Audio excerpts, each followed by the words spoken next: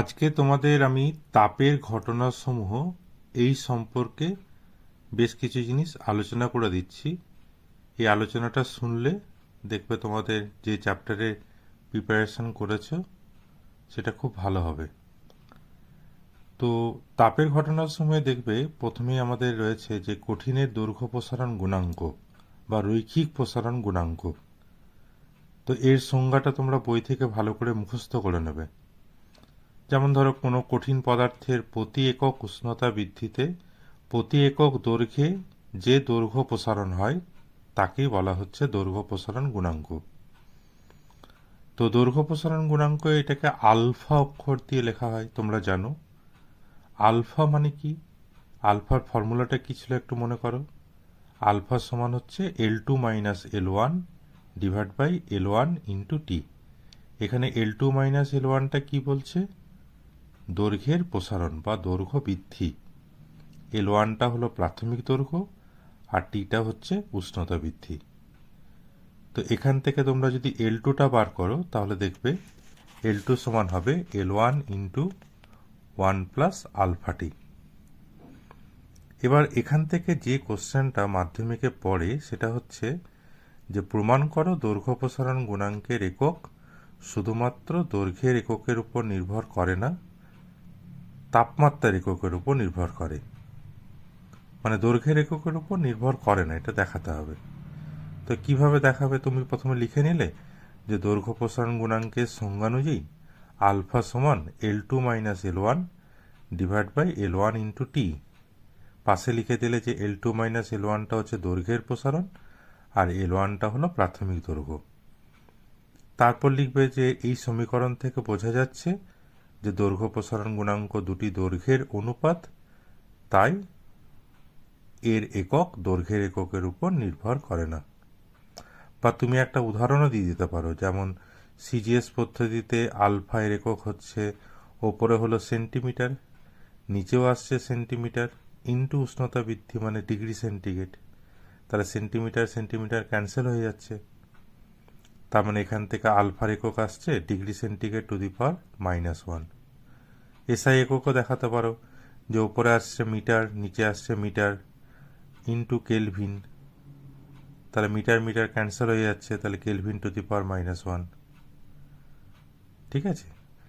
এবার এখান থেকে যদি পড়ে দৈর্ঘ্য প্রসারণ গুণাঙ্কের মাত্রা কি, মাত্রা কি হবে না, দৈর্ঘ্যের মাত্রার উপর তো নির্ভর করবে না, এল এল ক্যান্সেল হয়ে যাবে, তাহলে শুধু পড়ে থাকবে থিটা, তাহলে থিটা টু দি পাওয়ার -1। এবার এখান থেকে একটা খুব ইম্পর্টেন্ট কোশ্চেন আসে, সেটা হচ্ছে যে ধরো সেন্টিগ্রেড স্কেলে কোনো একটা পদার্থের দৈর্ঘ্য প্রসারণ গুণাঙ্ক দেওয়া আছে। যেমন আমি একটা উদাহরণ দিচ্ছি, যে লোহার দৈর্ঘ্য প্রসারণ গুণাঙ্ক 12 into 10 to the power -6 per degree centigrade. তাহলে এটা ফারেনহাইট স্কেলে কি হবে? তাহলে তোমাদেরকে এখানে একটা ফর্মুলা মনে রাখতে হবে, যে আলফা এফ সমান 5/9 ইন্টু আলফা সি। এবার ধরো আলফা সির জায়গায় যদি বসিয়ে দাও 12 ইন্টু 10 টু দি পাওয়ার -6, তাহলে কি চলে আসছে 12 5 60, তাহলে 60/9 into 10 to the power -6 per degree Fahrenheit বা degree Fahrenheit two the power -1।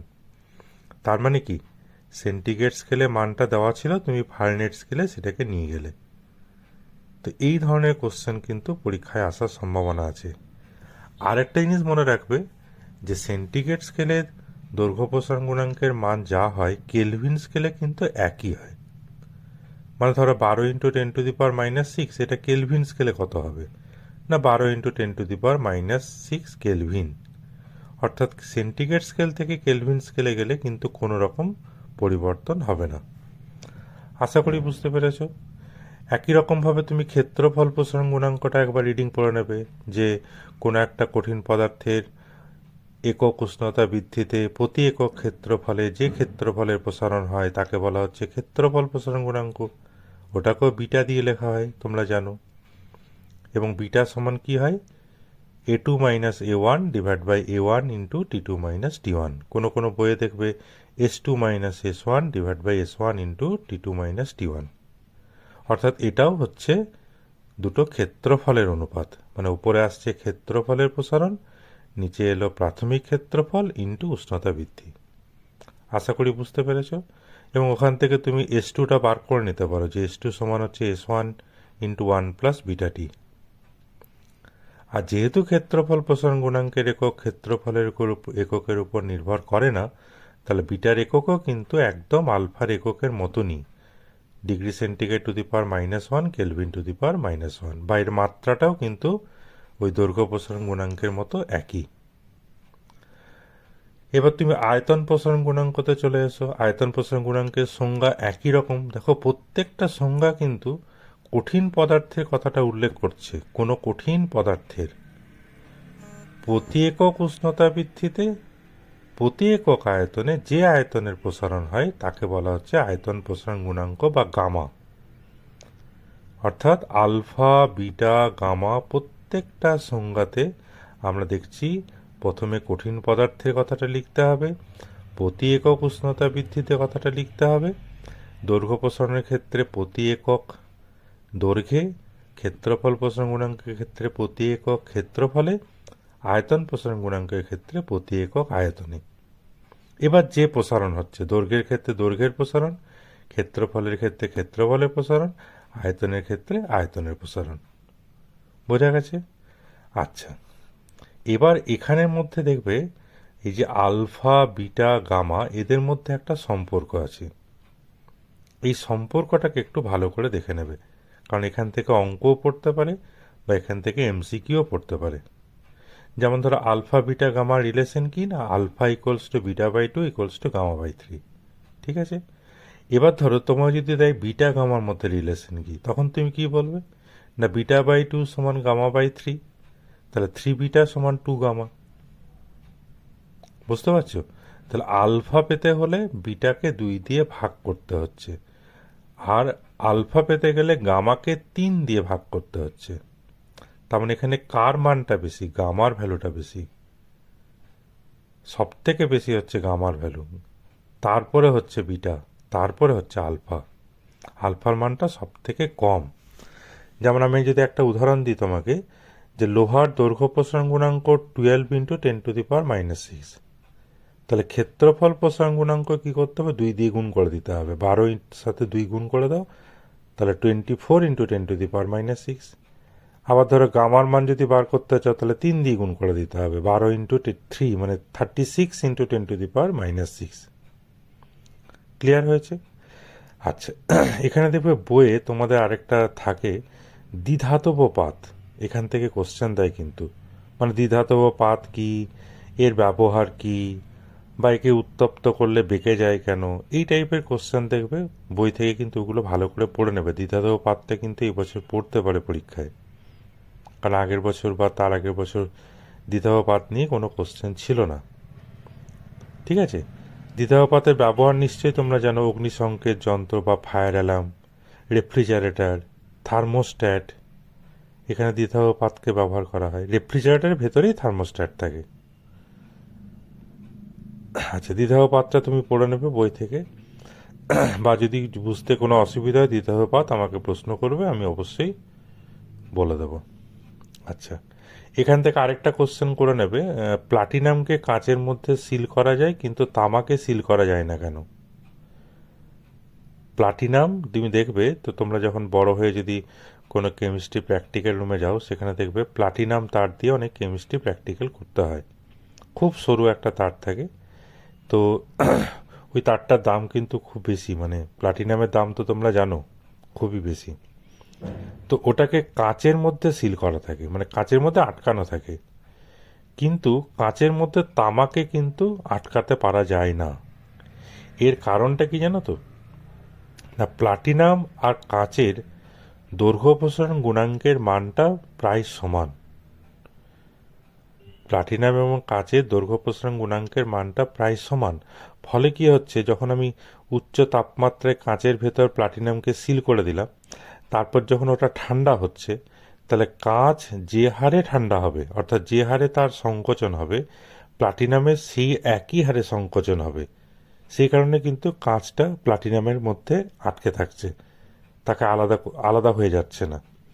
কিন্তু ধরো একটা তামার তারকে তুমি যদি কাচের মধ্যে সিল করাও না, তাহলে দেখতে পাবে তামা যে হারে মানে সংকোচন হচ্ছে, কাঁচ কিন্তু সেই হারে সংকোচন হচ্ছে না। ফলে কি হচ্ছে, ওটা কাঁচের মধ্যে চিড় ধরে যাচ্ছে, কারণ তাদের দৈর্ঘ্য প্রসারণ গুণাঙ্কটা হচ্ছে আলাদা। তাহলে আশা করি বুঝতে পারলে এটা। আচ্ছা, এবার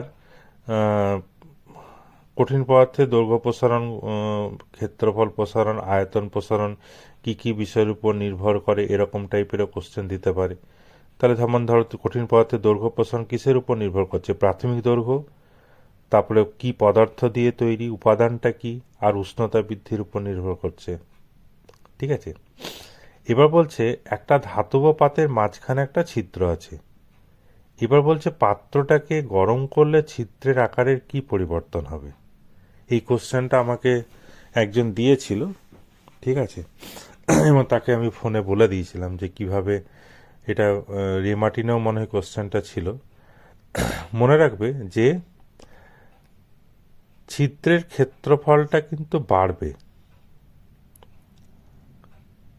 ছিদ্রের আকারে কি পরিবর্তন হবে? ছিদ্রের ক্ষেত্রফল বাড়বে, কিন্তু ছিদ্রটা বৃত্তাকার থাকবে। বুঝতে পারলে? ছিদ্রটা যদি বৃত্তাকার হয় তাহলে বৃত্তাকারই থাকবে, কিন্তু এখানে ছিদ্রের আকারের কি পরিবর্তন হবে, সেটা হচ্ছে ছিদ্রের ক্ষেত্রফল বাড়বে। কারণ তার ব্যাসার্ধটা, প্রাথমিক ব্যাসার্ধ যদি আর ধরে নিই এবং উষ্ণতা বৃদ্ধি যদি টি ধরে নিই, আর দৈর্ঘ্য প্রসারণ গুণাঙ্ক যদি আলফা ধরে নিই, তাহলে তার ব্যাসার্ধটা হয়ে যাবে আর ইন্টু 1 + আলফা টি। তাহলে ব্যাসার্ধ যেহেতু বাড়ছে, তাহলে ক্ষেত্রফলটাও কিন্তু বৃদ্ধি পাবে। আচ্ছা, এবার ছোট ছোট কিছু কোশ্চেন থাকে, যেমন ধরো কাঁচের বোতলের মুখে ধাতব ছিপি জোরে যদি এঁটে যায়, তাহলে সেটাকে কি করে খুলবে? এটা তো আমরা সবাই জানো যে কাঁচের বোতলটাকে উত্তপ্ত করলেই ওই ছিপিটা কিন্তু খুলে যায়। কারণ কি?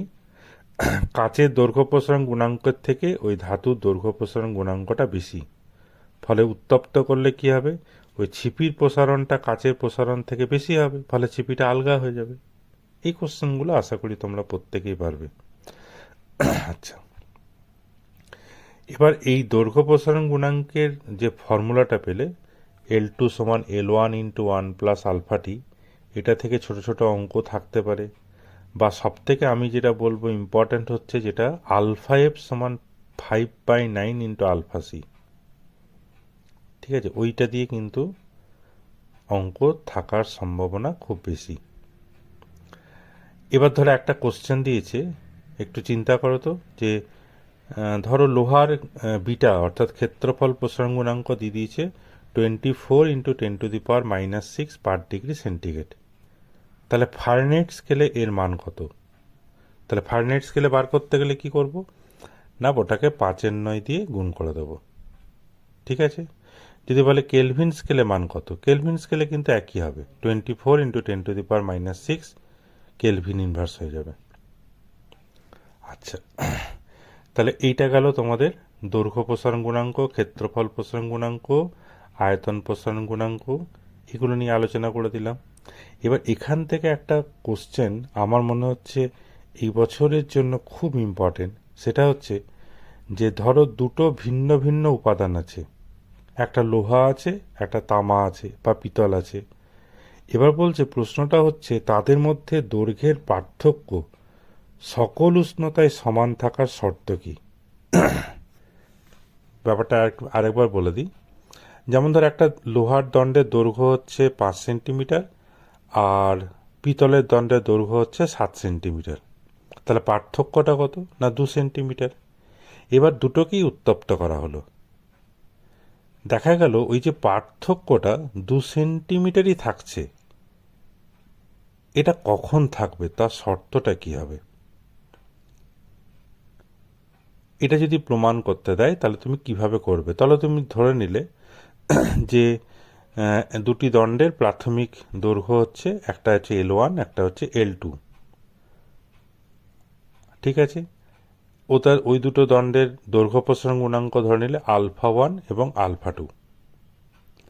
এবার যদি আমি উষ্ণতা বাড়াই, তাহলে প্রথম দণ্ডটার দৈর্ঘ্য বাড়বে, দ্বিতীয় দণ্ডটার দৈর্ঘ্য বাড়বে। এখন দৈর্ঘ্যের পার্থক্যটা কখন সমান থাকবে?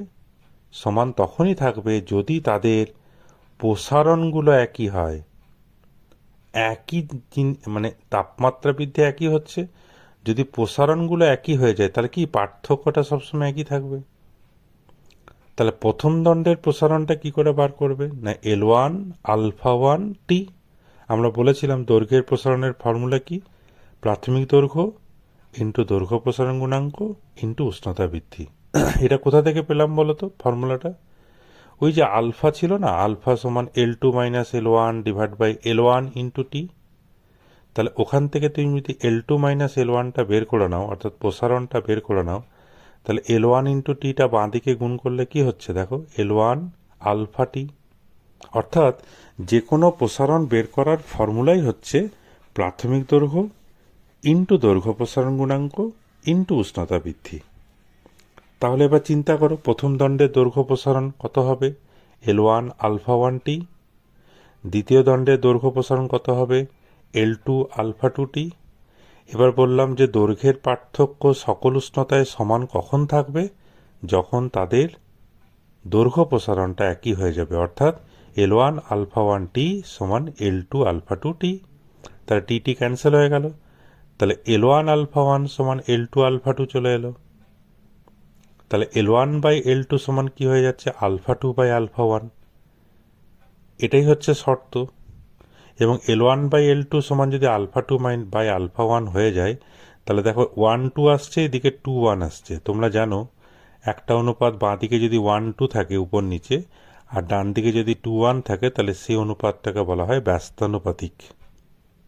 অর্থাৎ আমি কি বলতে পারি, যে দণ্ড দুটির প্রাথমিক দৈর্ঘ্য যদি তাদের দৈর্ঘ্য প্রসারণ গুণাঙ্কের ব্যস্তানুপাতিক হয়, তবেই কিন্তু যে কোনো উষ্ণতায় দণ্ড দুটির দৈর্ঘ্যের পার্থক্য সমান থাকবে। তার মানে শর্তটা আসলে কি হচ্ছে, আলটিমেটলি L1 আলফা 1 সমান L2 আলফা 2। ঠিক আছে। আচ্ছা, আবার ধরো এরকম টাইপের যদি অঙ্ক দেয় যে কোনো একটা কঠিন পদার্থের দৈর্ঘ্য প্রসারণ গুণাঙ্ক দেওয়া আছে x, আর ক্ষেত্রফল প্রসারণ গুণাঙ্ক দেওয়া আছে y, তাহলে 2x মাইনাস ওয়াই এর মান কত? ভালো করে শোনো, দৈর্ঘ্য প্রসারণ গুণাঙ্ক দেওয়া আছে x, ক্ষেত্রফল প্রসারণ গুণাঙ্ক দেওয়া আছে y, তাহলে 2x মাইনাস ওয়াই এর মান কত একটা পদার্থে? তার মানে কি ক্ষেত্রফল প্রসারণ গুণাঙ্ক y সমান কত হবে? না 2x, কারণ ক্ষেত্রফল প্রসারণ বিটা সমান কি হয়? 2 আলফা। তাহলে y সমান হয়ে গেল 2x। তাহলে 2x মাইনাস ওয়াই মানে কি 2x মাইনাস 2x সমান 0 চলে আসছে। ঠিক আছে। তাহলে এই মোটামুটি তোমাদের কঠিনের যে প্রসারণ, কঠিন পদার্থের প্রসারণ, সেটা আমি একটা অডিও দিয়ে আলোচনা করে দিলাম।